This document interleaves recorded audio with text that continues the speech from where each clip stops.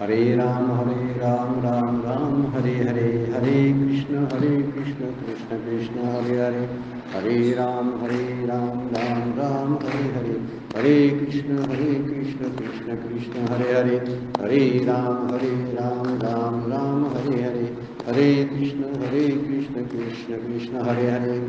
ब्रह्मानंदं परमसुखदं केवलं ज्ञानमूर्तिं द्वन्द्वातीतं गगनसदृशं तत्त्वमस्यादिलक्ष्यम् एकं नित्यं विमलं अचलं सर्वधी साक्षिभूतं भावातीतं त्रिगुणरहितं सद्गुरुं तं नमामि। ओम नमो ज्ञानेश्वरा करुणाकरा दयाळा, तुमचा अनुग्रह लाधलो पावन झालो चराचरी, मी कलाकुसरी काय तुनेने बोलतो वचने अतिभाविका, एका जनार्दनी तुमचा दास त्याची आस पुरवावी।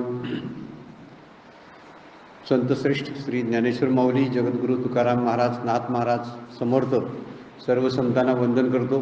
परमपूज्य डॉक्टर काकांना वंदन करतो, आपणा सर्वांना वंदन करतो आणि आजच्या चिंतनाला सुरुवात करूया। आज आषाढी एकादशी आहे। इथं रोज चिंतन चालू असतं ज्ञानेश्वरीवरती। आपला 3रा अध्याय सुरू आहे। 3ऱ्या अध्यायातील श्लोक क्रमांक जो आहे 35वा, त्याच्यावरती आज आपण बोलणार आहोत। भगवद्गीतेतला श्लोक 35वा आहे आणि ज्ञानेश्वरीतली ओवी 219 नंबरपासूनच्या ओवीपासून आपण विचार करणार आहोत। कालच्या चिंतनामध्ये आपण बघितलं, राग द्वेष जे असतात किंवा काम क्रोध जे असतात, आसक्ती जी असते ती आसक्ती बाधक ठरत असते, विषय किंवा इंद्रिय बाधक नसतात, असा विचार कालच्या प्रवचनामध्ये कालच्या चिंतनामध्ये आपण बघितलेला होता।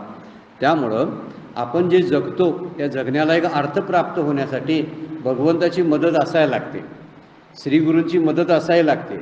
आपल्याकडे जी चांगली कामं आपण करतो तीच एक दिवशी आपल्याला सहकार्याला येत असतात। आपण जितकं चांगलं अधिक वागू तितकं आपल्याला कुणाची तरी मदत मिळत असते।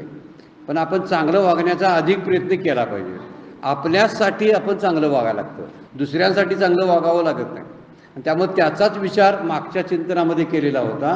प्रपंचाची आसक्ती जी असते किंवा एखाद्या गोष्टीची नावड असते, आवड किंवा नावड, ह्या दोन गोष्टी ज्या आहेत त्या दोन गोष्टीच आपल्या प्रपंचाच्या दुःखाला कारणीभूत आहेत। आपल्या प्रपंचाचं दुःख जे आपल्याला प्रपंचात मिळतं त्याला कारण आहे आपल्या इच्छा, अधिक इच्छा असतात, अधिक अपेक्षा असतात समाजाकडून, कुटुंबाकडून, आपल्याकडून, शरीराकडून, आणि म्हणून आपल्याला त्रास जो होतो त्याचं कारण दुःख जे होतं ते आसक्तीनं होतं। आसक्ती म्हणजे आपल्याच गोष्टीबद्दलचं आपलं असणारं प्रेम जे आहे, आपलं घरदार, कुटुंबीय, नातलग, या सगळ्या गोष्टी आहेत त्यांच्याबद्दल असणारी आपली ओढ जी आहे ती ओढच आपल्याला त्रास देत असते। त्याला ज्ञानेश्वर माऊलींनी राग द्वेष असा शब्द वापरलेला आहे। राग म्हणजे आपण मराठीत बोलतो तो राग नव्हे, मला राग आला, तो राग नव्हे। राग शब्दाचा अर्थ तो संस्कृत शब्द आहे, त्याचा अर्थ आहे आसक्ती किंवा आवड असा अर्थ आहे। आणि द्वेष शब्दाचा आहे नावड। एखादी गोष्ट आपल्याला नावडते म्हणजे आवडत नाही, आवडत नाही म्हणून डोक्यात बसते आणि आवडते म्हणूनही डोक्यात बसते। त्यात माऊली सांगतात, संत सगळे सांगतात, डोक्यातून प्रपंच काढायचा आहे, प्रपंच करायला चालतो, पण डोक्यात जो बसतो ना तो त्रास द्यायला चालू होतो। आपल्या डोक्यात सगळे नातलग, अप्रिय असणाऱ्या गोष्टी, कुणीतरी अपमान केला, कुणीतरी शिव्या दिल्या, सगळं डोक्यात बसलेलं असतं। आणि त्यामुळं कुणीतरी मान दिला तोही डोक्यात बसतो, कुणीतरी चांगला आहेर आपल्याला दिला तर ते आठवतात माणसं बघा, पण तीही दृष्टी आसक्तीचीच आहे। आणि दुसरा मुद्दा जो सांगितलेला आहे, एखाद्यानं अपमान केला किंवा निंदा केली तर तीही व्यक्ती आपल्याला आठवत असते, म्हणजे निंदा आठवते आणि मान पण आठवतो। हे आठवणं जे आहे हेच आपल्या दुःखाला कारण आहे। आणि म्हणून इथं सांगतात की या रागद्वेषातून, काम क्रोधातून आपण जर बाजूला जायचं असेल तर आपण स्वधर्माचं पालन करणं फार गरजेचं आहे। म्हणून ही आसक्ती जी असते, प्रिय किंवा अप्रिय असते, ही रडवते माणसाला, हसवते पण। हसवणं, रडणं या दोन्ही गोष्टी प्रपंचामध्ये चालू असतात। आपण हसायचंही बंद करायला पाहिजे, बंद म्हणजे हसायचं नाही असं नव्हे, तर एखाद्या गोष्टीचा आनंद केवढा मानायचा त्यालाही मर्यादा आहे, आणि एखाद्या गोष्टीचं दुःख केवढं मानायचं त्यालाही मर्यादा आहे। आपण दुःखी असू नये आणि सुखी असू नये, म्हणजे सुखात सुख मानू नये आणि दुःखात दुःख मानू नये। या गोष्टी ज्यांना जमतात त्यांना व्यवस्थित जगता येतं, त्यांचं जीवन सुंदर असतं। पण आपण दुःखाच्या वेळी लगेच दुःखी होतो, थोडंसं काहीतरी सुखाचा क्षण मिळाला की आपल्याला लगेच अहंकार यायला लागतो, म्हणजे सुखाचे दिवस आपल्याला आले तसं वाटायला लागतं, जणू काही ते कधीच जाणार नाहीत असं वाटतं। आणि दुःखामध्ये इतकं आपण खचून जातो की ते दुःख कधीच जाणार नाही असं वाटायला लागतं. दुसऱ्या अध्यायामध्ये एक फार सुंदर ओवी आहे ज्ञानेश्वरीमध्ये, सुखी संतोषानं यावे, दुःखी विषादानं भजावे, लाभ अलाभ न धरावे मना माझी. सुखामध्ये माणसाने हुरळून जाऊ नये, दुःखामध्ये खचून जाऊ नये, आणि समजा लाभ किंवा तोटा किंवा हानी झाली तर त्यामध्ये आपण काही विषाद मानायचा नाही. लाभ अलाभ न धरावे मना माझी या शब्दाचा अर्थ आहे लाभाचा म्हणजे फायद्याचा आणि तोट्याचा विचार फारसा करायचा नाही. कधी कधी फायदा होतो, कधी कधी तोटा होतो. या दृष्टीनं जर विचार केला तर हे प्रिय आणि अप्रियचा विचार जो मागच्या श्लोकामधून आणि ओव्यामधून आपण केला होता, तर ह्या प्रियांचा प्रिय गोष्ट जी असते, आवडती गोष्ट असते, ती सुद्धा कधीतरी बाजूला जाते. कधी कधी नावडणारी गोष्ट सुद्धा आपल्या जवळ येते. मग त्यावेळी काय करायला पाहिजे, आपल्या मनाची शांती व्यवस्थित ठेवता आली पाहिजे. म्हणून प्रिय गोष्टीचा सुद्धा वियोग होतो ही लक्षात ठेवलं पाहिजे. आपल्याला आवडणारे माणसं सुद्धा घरातून निघून जातात, कधी कधी त्यांचा मृत्यू होतो, धक्कादायक घटना घडतात. त्यावेळी खचून जाऊन चालणार नाही. त्यासाठी तीव्रतेनं आपल्या मनाला खंबीर केलं पाहिजे आणि दुःखाला पचवता आलं पाहिजे आणि दुःखातून परत आपण उभारी घेतली पाहिजे असं सगळे संत सांगतात. त्यामुळं वियोग जो होतो, वियोग म्हणजे तुटून जाणे, सुटून जाणे. अशी माणसं पण सुटून जातात, काही रुसून जातात, आपल्यापासून दुरावतात, याला वियोग म्हणतात. आणि काही आपल्या जवळ येतात, याला संयोग म्हणतात. पण काही वेळा चांगल्याचाच संयोग होतोय असं नाही, वाईटाचा पण संयोग होतो. अशा वाईटाच्या वेळी काही माणसं टाळताच येत नाहीत आणि ती घरातच असतात. बऱ्याच वेळा आपल्याला माणसं बदलता येतात काय सांगा बघू. घरात असतात पण आपल्या स्वभावापेक्षा विचित्र वृत्तीची असतात. आपला स्वभाव आणि त्यांचा स्वभाव जुळतच नाही बऱ्याच वेळा. अशा गोष्टी पाहिल्या बघण्यात येतात आपल्याला. त्यामुळे तरी असलं तर घरातली माणसं का कुठं टाकून चालतील का, त्यांना घेऊनच राहायला लागते. आयुष्यभर ते आपल्याबरोबर राहतात. परमपूज्य काका त्यांना म्हणतात विसंगती. विसंगती सांभाळता आली पाहिजे. कधी कधी आपल्याला कुसंगती टाळता येते, वाईट लोकांची संगती टाळता येते, सत्संगती सांभाळता येते, म्हणजे चांगल्या लोकांची संगत सांभाळता येते. ह्या दोन गोष्टी शक्य आहेत. पण विसंगती मात्र टाळता येत नाही. म्हणजे विसंगती आहे ती स्वीकारावीच लागते आपल्याला कुठल्याही परिस्थितीमध्ये. आपल्या घरातली माणसं नातलं ही रक्ताची नाती असतात ना, ही तोडताच येत नाहीत, राहतात, त्यांच्याजवळ राहायच लागते आपल्याला. किंवा त्यांना जाऊन त्यांना बदलता येत नाही. एखादी गोष्ट आपण एखादा कपडा आवडला नाही किंवा व्यवस्थित नसेल तर आपण म्हणतोय कापड दुकानात जाऊन तो बदलून आणतो. भांडं एखादं कसं जरी वेगळं लागलं किंवा नको असेल तर बदलून आणतो. एखादी वस्तू बदलता येते, पण माणसं बदलता येतात काय? नाही बदलता येत. आपली खोडकर सासू आहे, फार शिव्या देते किंवा त्रास देते, मग तिला जाऊन दुसऱ्या घरात देऊया आणि दुसरी म्हातारी त्यांच्या घरातली आपल्याकडे आणता येते का? नाही आणता येत.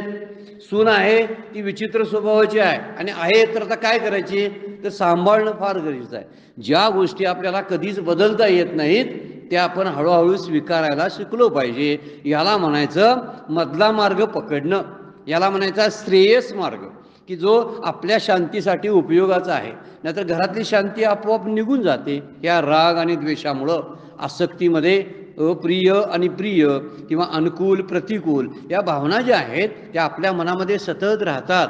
दुःख सुख या गोष्टीमध्ये आपण रममाण होतो. म्हणून मगाशी आपण विचार केला, संयोग आणि वियोग होत राहतात. काहीतरी प्राप्त होणं हा संयोग आहे, काहीतरी आपल्याकडं तोटा होणं हा वियोग आहे. काहीतरी गोष्टी निघून जातात तो वियोग झाला आणि काहीतरी गोष्टी मिळाल्या तो संयोग होतो. मग संयोग आणि वियोगामध्ये दुःख मानायचं नाही.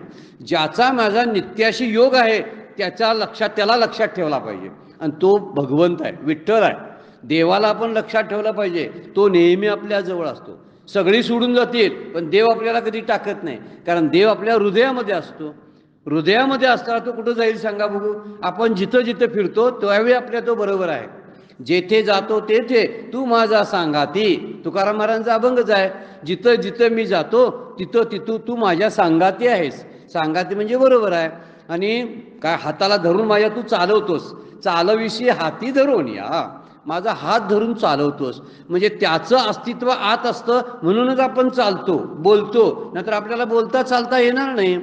आपलं मिरवणं फिरणं सगळं खाणं जेवणं त्याच्यावर अवलंबून आहे. पण आपलं खाण्याकडे लक्ष असतं, कपड्याकडे लक्ष असतं, पण देवाकडे लक्ष नसतं. हा मुद्दा फार महत्त्वाचा आहे. ज्याच्यामुळे मी कपडे घालतोय, जे शरीर त्यांच्यामुळे मिळालंय त्यालाच मात्र विसरायला आपण चालू करतो. आईवडिलांना मुलं कशी विसरतात तसा प्रकार आहे. खरे आई वडील आपला भगवंत आहे. विठ्ठल आहे, पण त्या पांडुरंगाला आपण विसरतोय. खरे आई वडील म्हणजे का? आपल्या आई वडिलांचाही वडील तो आहे ना, म्हणून ते खरे आई वडील ते आहेत. आपले आई वडील हे आहेत निमित्ताचे आहेत, पण खरे आई वडील जे आपले आहेत ते भगवंत आहेत, ईश्वर आहे. त्याला विसरता कामा नये. त्याचा खरा योग आहे. हे संयोग आणि वियोग हे प्रपंचामध्ये रोज घडत असतात, कायम घडत असतात. त्याचं जाणं येणं चालू असतं. पण नित्य असणारा ज्याचा योग आहे, तो योग असणारा पांडुरंग किंवा भगवंत आहे, तो आपल्या जवळ असतो ना. म्हणून त्याच्याबरोबर दोस्ती आपली असायला पाहिजे. या गोष्टीसाठी घरातल्या सगळ्या कुटुंबातल्या लोकांना सांभाळून घेणं, त्यांना पुढे जाण्यासाठी मदत करणं, शेजाऱ्या पाजाऱ्यांशी आपलं संबंध चांगले असणं ही फार आणि अवघड गोष्ट आहे. फार अवघड गोष्ट आहे. एक वेळा देवाला सांभाळता येईल, तर नातलगांना सांभाळणं फार कठीण असतं. त्यांना काय दिलं तरी समाधान होत नाही कधीच. तुम्ही काहीही नेऊन द्या, त्यांना समाधान होत नाही. मग त्यांना समाधान नाही होऊ दे, पण आपल्याला समाधान वाटावं इतकी मदत लोकांना करत राहायची. आपल्याला समाधान वाटलं पाहिजे. त्यांना कधीच समाधान वाटत नाही. काही करा तुम्ही, आपल्या जावयाला काही द्या. जावई तरी असा प्रकार आहे, काही दिलं तरी समाधान होणार नाही. जावयाचे एक प्रकार आहे. हे सगळे जावई असतात आणि त्या जावईने एक कोड आहे, किती दिलं तर तो म्हणतो हे काय काहीच नाही आहे, असं त्याला वाटत असतं. अशा लोकांची काय आपण काय समाधान पूर्ण करू शकत नाही. पण एवढी मदत लोकांना, जगातल्या नातलगांना, सगळ्यांनाच करत राहावी की त्याचं समाधान फक्त आपल्याला तरी वाटावं इतकं आपण करता आलं पाहिजे. त्यासाठी स्वधर्म आणि परधर्म याचं उदाहरण देऊन आता भगवद्गीता पुढं वर्णन करते. परधर्म म्हणजे काय आणि स्वधर्म म्हणजे काय? स्वधर्म म्हणजे आपली नित्य नेहमीची कर्तव्ये व्यवस्थित प्रामाणिकपणानं केली की आपलं काम संपलं. मग देवाकडं आपण विचारू शकतो, देवा मला आता सुख देणं तुझं कार्य आहे, कारण मी प्रामाणिकपणानं माझं काम करतो, व्यापार करतो, नोकरी करतो, शेती करतो, ते प्रामाणिकपणानं आहे. कुणाला मी आजपर्यंत फसवलं नाही, कुणाला लुबाडलं नाही, कधी लबाडी केली नाही. त्यामुळं तू माझ्यावर आता कृपा कर असं आपल्याला म्हणता येतं. याला म्हणायचं स्वधर्माचं पालन करणं. आणि परधर्म जो शब्द वापरलेला आहे म्हणजे परक्याच्या गोष्टी आहेत त्या. इतरांच्या गोष्टीकडे आपलं खूप लक्ष असतं. इतरांचं सगळं आपल्याला आवडतं आणि आपलं आवडतच नाही. ही वाईट खोड माणसालाच फक्त आहे. आपलं आवडत नाही, दुसऱ्यांचं आवडतं. कधीही बघा, आपली सासू आपल्याला आवडत नाही, पलीकडल्या म्हातारा ये चला चहा करून देतो, आणि आपली सकाळपासून गप्प बसलेला असते, त्याला विचारतच नाही. ती चहाला काय तिला विचारावं नाही, ते आहे तसं बसून तिकडे म्हणते. अरे ते आपले आहे ना, पहिलं आपलं बघायला पाहिजे. आपल्याकडे दुर्लक्ष असतं. आपण कधीही बघायचं, आपलं अजिबात आवडत नाही, मुलं सुद्धा आपली आवडत नाही. आपल्याला अभिमान वाटायला पाहिजे, माझ्या पोटी या मुलांनी जन्म घेतला आहे, त्याचा अभिमान वाटायला पाहिजे ना.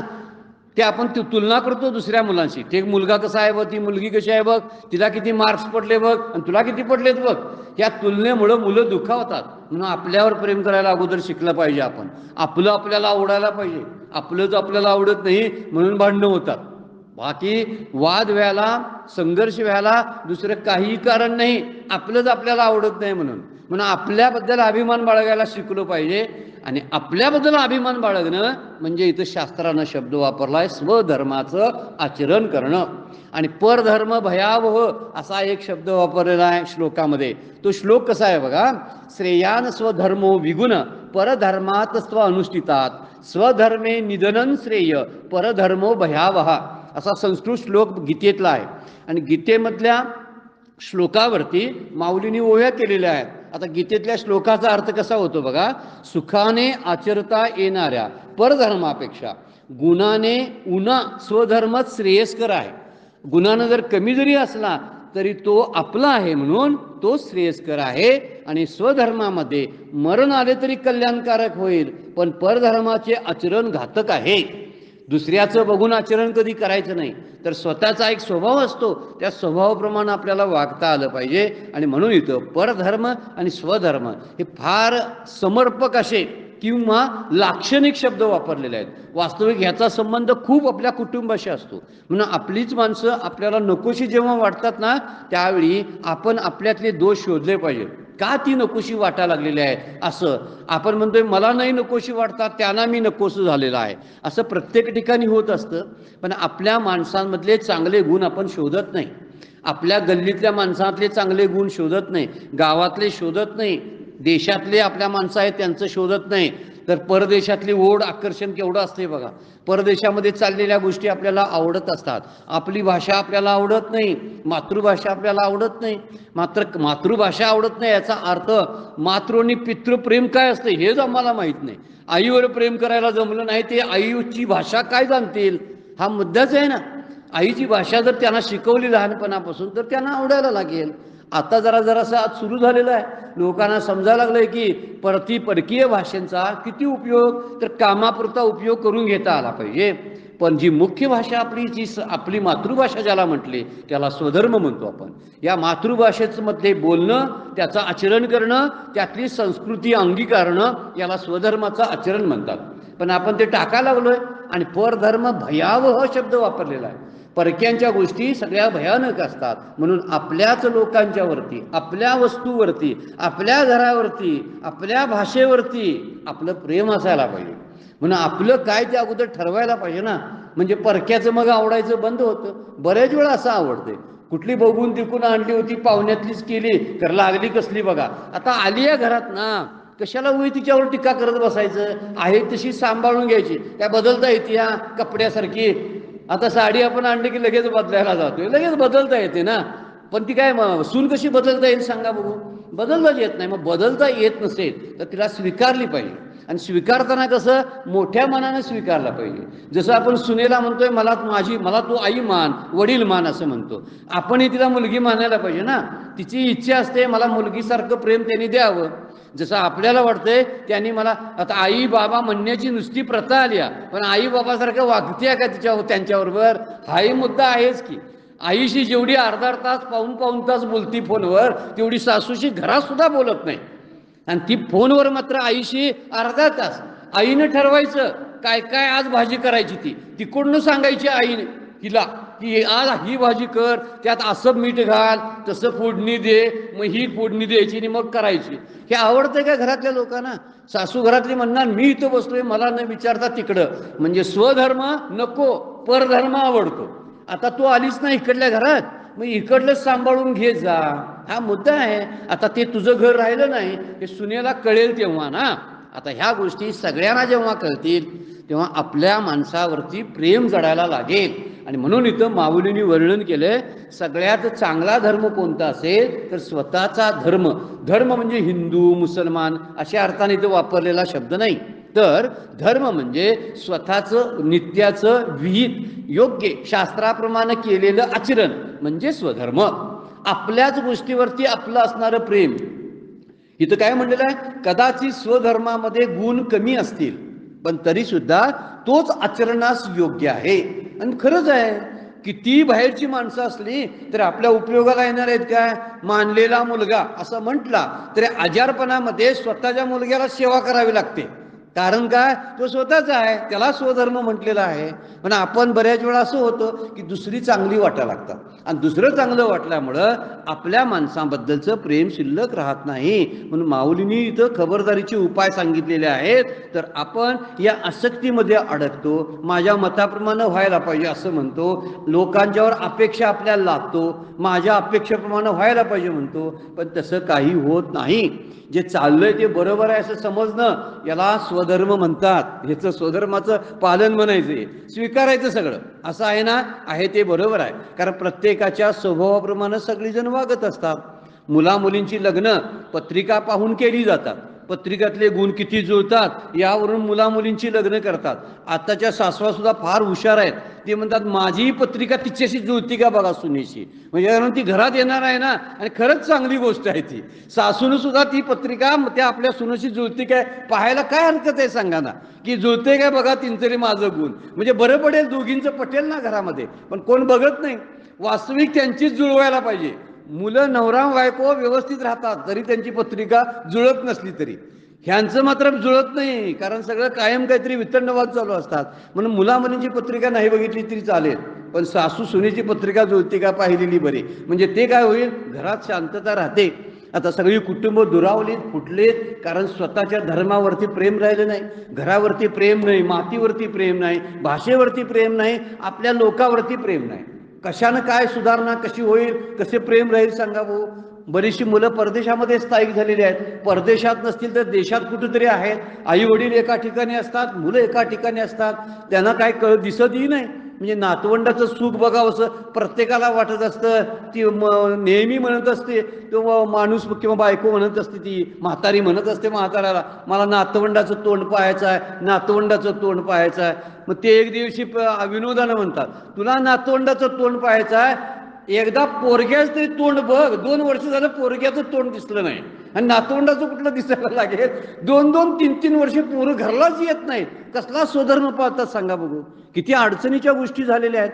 प्रेमच राहिलं नाही. आणि या प्रेमासाठी स्वधर्माच्या आचरणाला इथं भगवद्गीता आणि ज्ञानेश्वरी प्रोत्साहन देते. आपण त्या दृष्टीने कधी ज्ञानेश्वरीकडे पाहिलं नाही, त्यामुळे कळत नाही आपल्याला. संतांचे जे उपदेश आहेत ना, ही कुटुंब चांगली चालावीत यासाठी आहेत. सगळ्यांनी शांततेनं नांदावं, भांडणं करू नयेत आणि जगावं आणि जगू द्यावं, हा स्वधर्म शिकवत असतो. पण आपण काय करतो, जगावं म्हणतो, पण दुसऱ्याला जगू देणं हे आपल्या विचारात बसत नाही. कुणाला तरी अडचण निर्माण करायची. आणि मी म्हणतो माझ्या जातीचा आहे, माझ्या धर्मातला आहे, माझ्या गावचा आहे, माझ्या देशाचा आहे. काय आपलं प्रेम असतं बघितलं पाहिजे. परदेशातले म्हणजे काही वेळा परदेशातली उदाहरण देतात, किती देशप्रेम आहे त्यांच्यामध्ये.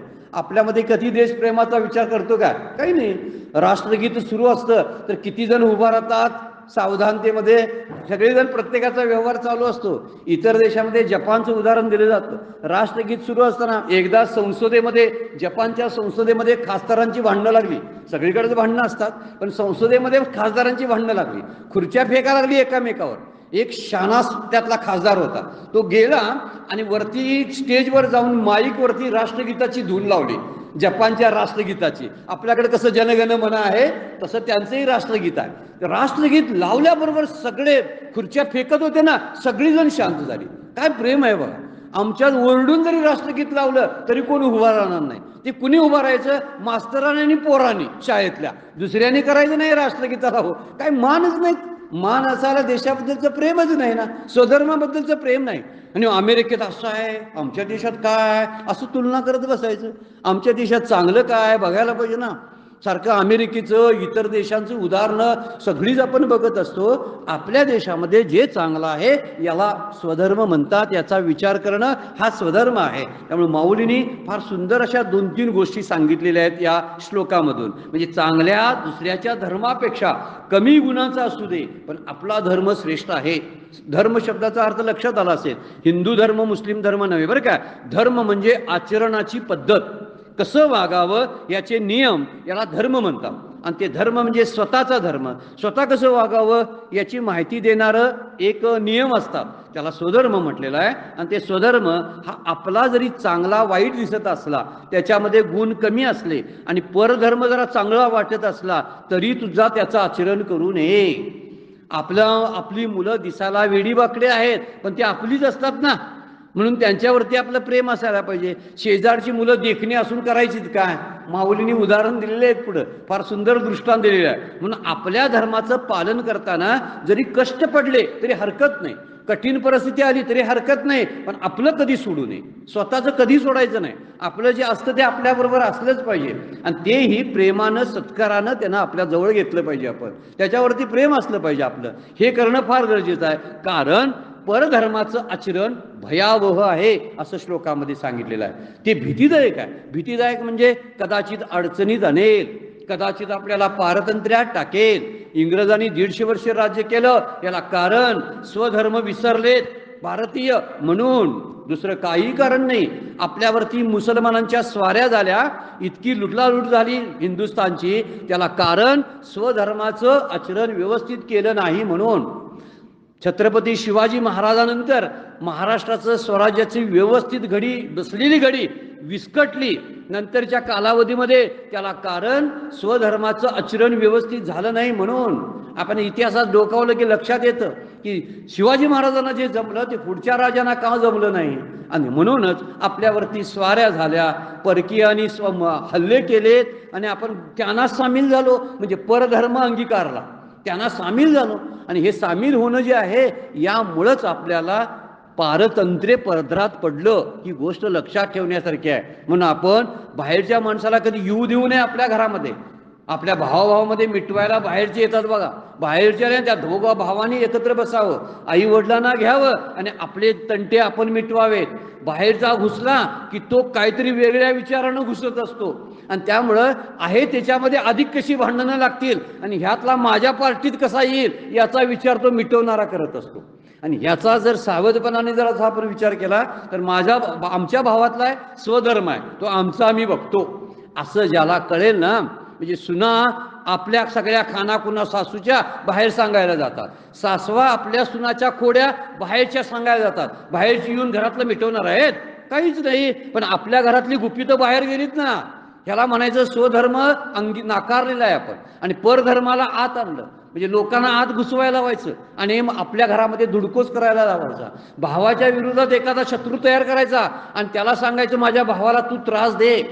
किती वाईट गोष्ट आहे बघा ही परधर्म म्हणून म्हटलेलं आहे. परधर्म या याला आत येऊ देऊ नका, थारा करू देऊ नका. म्हणून आपल्या माणसावरती प्रेम करायला शिकायला पाहिजे, आपल्या घरावरती, आपल्या माणसावरती, आपल्या देशवासियांच्यावरती, गल्लीतल्या लोकांच्यावरती आपलीच माणसं उपयोगाला येतात आणि म्हणून परधर्माचं आचरण भयावह आहे.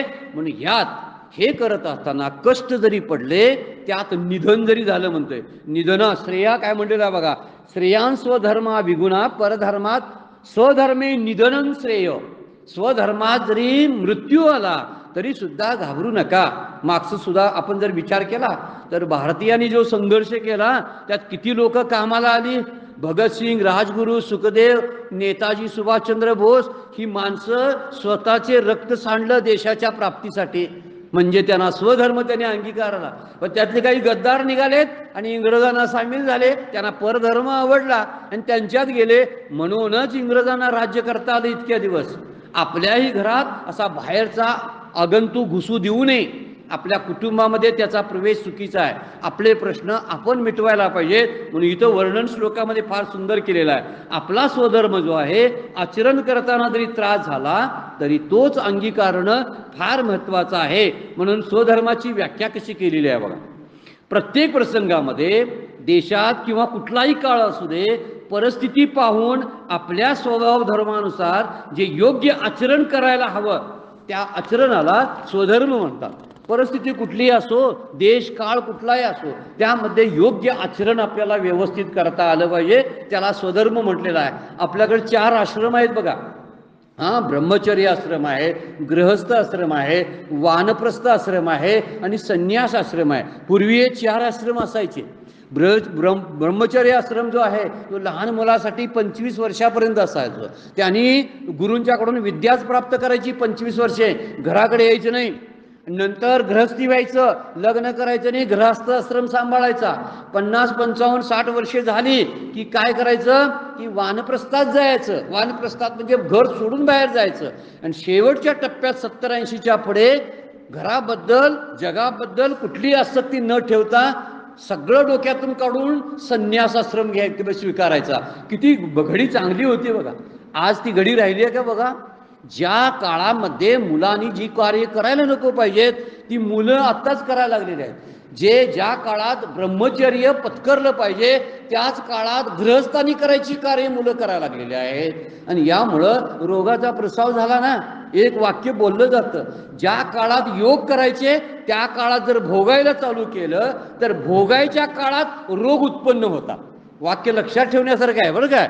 योग करायचं म्हणजे काय करायचं तर योग म्हणजे विद्या प्राप्त करायचं, शरीर चांगलं कमवायचं.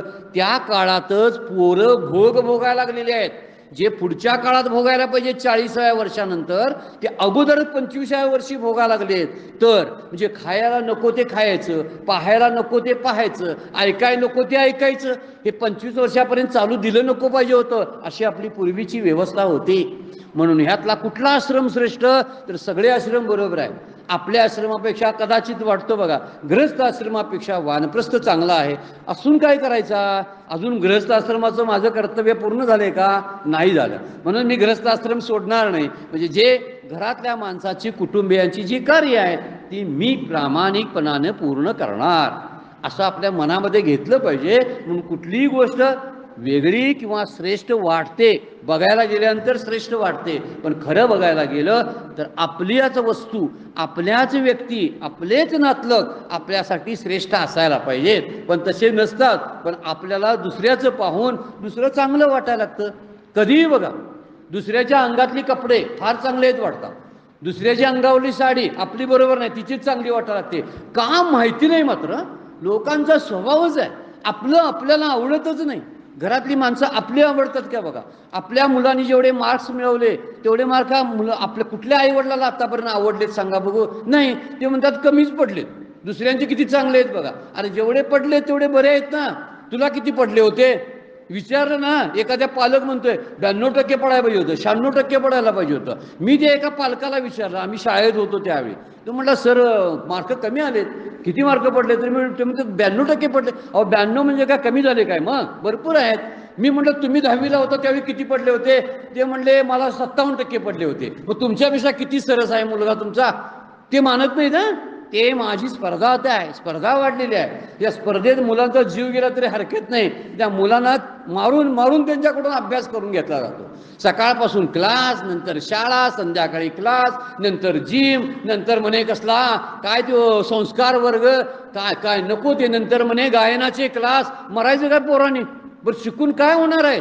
आता काय कोण कोण काय कालिदास होणार आहे काय? कोण आणखीन शंकराचार्य त्यातून घडणार आहेत? किती शंकराचार्य घडतील आणि किती ज्ञानेश्वर घडतील? किती कलेक्टर झाले? फार कमी. देशातनं 8, 10, 20, 25, 100 वर कलेक्टर होतात. 1 कोटी काय एक किती किती लोक, 130 कोटी लोकसंख्येतील किती कलेक्टर होतात? 100 वर. आपलं मूल त्यात बसेल, बसायलाच पाहिजे असं का म्हणावं? प्रयत्न करावेत पण हट्ट करू नये. आपण प्रयत्न करतो आणि हट्टही करतो की असंच व्हायला पाहिजे. हे फार चुकीचं आहे. मग दुसऱ्याचं आवडते ना, हे परधर्म शब्द वापरलेला आहे. आणि आपलं आपल्याला आवडायला ज्यावेळी लागेल त्यावेळी खऱ्या अर्थानं किती शांती निर्माण होते बघा. आपलं समाधान टिकून राहतं. आणि समाधान हे सर्वश्रेष्ठ देवाचं दर्शन आहे म्हणून सांगतात. ज्यांना वाटते ना माझ्या घरामध्ये जे आहे हे बरोबर आहे, मला पुरेसं आहे, असं ज्यांना ज्यांना वाटते ना ती सगळ्यात श्रीमंत असतात. आणि जे कोठ्याधीश पण आहेत पण मला अजून हवं आहे असं ज्यांना ज्यांना वाटतंय ते दरिद्रच आहेत, गरीब आहेत, कारण त्यांना अजून हवं आहे. पण ज्यांना वाटतं ना माझ्याकडे आहे ते मला पुरेसं आहे, ठेविले अनंते तैसेची राहावे, चित्ती असू द्यावे समाधान. तुकाराम महाराजांचा अभंगच आहे. आपल्या चित्तामध्ये समाधान असलं पाहिजे. माझ्या प्रपंचामध्ये प्रारब्धानं जे मला मिळालंय ते पुरेसं आहे. माझी मुलं माझ्या प्रारब्धानं माझ्या पोटी जन्माला घेतलेली आहे, त्यांच्यामध्ये जरी वैगुण्य असलं असू देत, मुलाला थोडंसं त्याला बुद्धी कमी आहे असू देत, पण मला बघायला म्हातारपणी शेजाऱ्याचा देखणा पोरगा येणार नाही. गंमतशीर गोष्ट आहे बघा. आता माझं पोरगं हुशार नाही, पण म्हातारपणी बघणार हेच पोरगं मला बघणार आहे. समोरचं पोरगं शेजाऱ्याचं फार हुशार आहे म्हणून ते माझं सेवा करायला येईल का? का आपण त्यांच्याबद्दल त्यांची तुलना आपण त्यांच्याशी करतो सांगा बघू?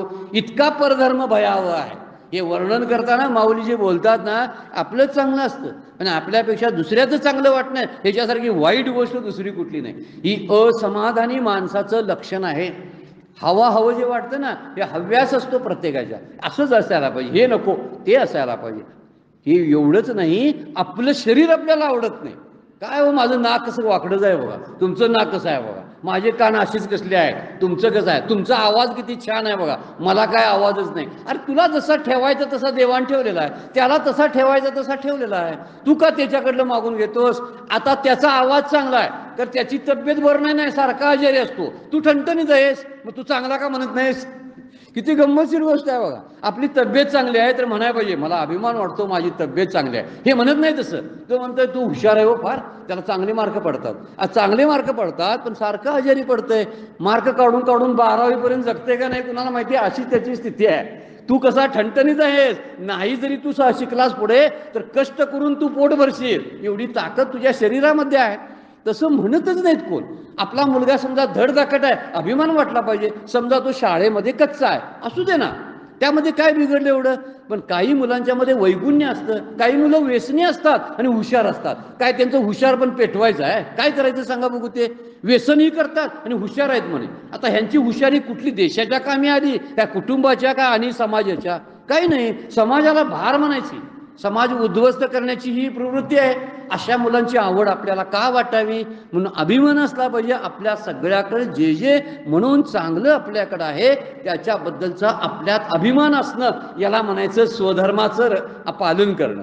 किती बारकावा आहे बघा स्वधर्मामध्ये, शास्त्रावर बोलतं, पण जर चिंतन करायला आपण लागलो ना, खूप आतमध्ये आहे. आपलं जे आहे ते आपलं सगळ्यासाठी श्रेष्ठ असतं. म्हणून आपल्यासाठी सगळ्यात श्रेष्ठ कोणती गोष्ट असेल तर तो परमात्मा आहे. परमात्मा म्हणजे काय? ईश्वर. त्याला काय म्हणतात? स्व. स्व म्हणजे मी, आतला. आत मी एक असतोय बघा. बऱ्याच वेळा आत मी जो म्हणतो ना सतत येतं, तो मी एक शुद्ध असतो ना, ते देवाचं रूप असतं. आपल्याला काय कळत नाही. फक्त आपण काय म्हणतो, आपल्या शरीराकडे बोट दाखवून म्हणतोय मी कोण, हा कोण, तर मी हा, म्हणजे माझ्या शरीराकडे बोट दाखवून. वास्तविक शरीर मी नाही आहे. शरीर मी आहे असं जर म्हणलं तर किती चुकीचं बोलतोय बघा, होय का नाही? शरीर माझं आहे म्हणावं तेही चुकीचं आहे, पण माझं आहे म्हणावं. शरीर मी आहे म्हणणं चुकीचं आहे. परमपूज्य काका काय म्हणतात बघा, डोकं दुखायला लागलं तर माझं डोकं दुखायला लागले असं आपण म्हणतोय काय? सकाळपासून मी दुखायला लागलोय असं म्हणतोय आपण? नाही म्हणत. मी दुखतच नाही ना. आतला मी जो आहे तो शुद्ध आहे, तो देवाचं रूप आहे, तो आपल्याला दिसत नाही फक्त. पण आतला बाहेरचा मी जो शरीरानं आहे, मला नाव आहे, मला काहीतरी पद आहे, मला वय आहे, मी बाप आहे, नवरा आहे, बायको आहे, म्हणून आपल्याला वाटतं मी ही आहे. मी तो नाही. खरा आतला मी ते परमेश्वराचं रूप आहे, त्याला स्व म्हणतात. आणि जे बाहेरचं सगळं जे आहे ना त्याला पर म्हणतात. हे स्व आणि ते पर. मग ह्याचं पालन, यातल्या गोष्टीचा विचार करणं म्हणजे स्वधर्माचं पालन करणं. आतल्या देवाचा विचार सतत करावा, म्हणजे जगाचा विचार संपून जातो. आपण रोज जगाचा विचार करतो म्हणून आपल्याला दुःख होतं. आपला स्वतःचा विचार करावा, जगाचा विचार कधी करत बसू नये. आपल्याला कायम बघा त्यांच्या घरात काय चाललंय, ह्यांच्या घरात काय चाललंय, आपल्या घरात काय चाललंय माहीतच नाही. बरेच वेळा जगभर काही माणसं तिराईती करायला आणि भांडणं मिटवायला जगभर फिरत असतात पंच म्हणून, आणि ह्यांच्या घरातली भांडणं रोज चालू असतात. ह्यानं काय करावं? बाहेर पंचगरी करण्यापेक्षा आपल्या घरातली भांडणं मिटवावीत ना. ते करायचं राहिलं बाजूला, भलतंच माणसं करत बसतात. त्यामुळे जगाचा नाद सोडावा आणि आपलाच नाद करावा. आपला नाद म्हणजे काय? माझ्यातले दोष कसे जातील, माझ्यात प्रगती कशी होईल, प्रपंचामध्ये आपल्या वाढ कशी होईल, घरात जर काही वाईट चाललं असेल तर चांगलं कसं होईल, यासाठी प्रयत्नशील असणं म्हणजे आपल्या स्वतःचा स्वचा विचार करणं. आणि सारखा बाहेरचा विचार केला तर बाहेरच लक्ष राहतं, म्हणजे आपल्याकडे लक्ष राहत नाही आणि आपली प्रगती होत नाही. आपल्याकडे लक्ष दिलं आपल्यातले दोष दिसतात, आणि बाहेर लक्ष दिलं तर दुसऱ्यातले दोष दिसतात. दुसऱ्यातले दोष किती पाहिले तर आपली सुधारणा होईल का? नाही होणार. आपल्यातले दोष पाहिले तर आपली सुधारणा होईल, कारण माझ्यात दोष आहेत ते मला घालवले पाहिजेत असं वाटायला लागेल. म्हणून आपल्याकडेच बघावं, आपल्या घरात लक्ष द्यावं, आपल्याकडेच पाहावं. हे पाहणं फार गरजेचं आहे. आपल्या मुलांच्याकडे लक्ष द्यावं. बाहेर काय जग काय करतंय बघाय लोक, पण जगातल्या सगळ्या बातम्या आमच्याकडे असतात बघा. सगळ्या बातम्या, कुठल्या घरात काय चाललंय, कुठल्या गलीत काय चाललंय, कोण काय चाललंय, कोण काय चाललंय, सगळ्यांचा विचारून घ्यायचा. नाही कुणाकोणाला माहीत नसेल त्यांना काही असे रिपोर्टर्स असतात गलीमध्ये, गावामध्ये, एकामेकाला बातम्या पुरवत असतात. तुम्हाला माहीत नाही अजून त्या पल्लीकडच्या गल्लीत असं असं झालेलं, सगळं सांगायला चालू असतं. ह्यांच्या घरात काय झालं हेच बोलत नाहीत बरं का.